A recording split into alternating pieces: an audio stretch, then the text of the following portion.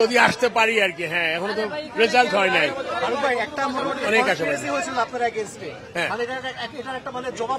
সব পিছনে ফিরে ফেলে আসছি, দেখা যাক আগামীতে কি আশা করি যে পুরো পূর্ণাঙ্গ যদি পুরো 25 জনের বোর্ড হয় তাহলে খুব ভালো হবে। তাহলে একজনে 3-4টা করে কমিটি নিতে হবে না।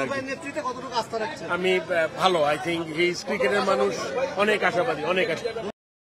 যদি আসতে পারি আর কি। হ্যাঁ, এখনো তো রেজাল্ট হয় নাই।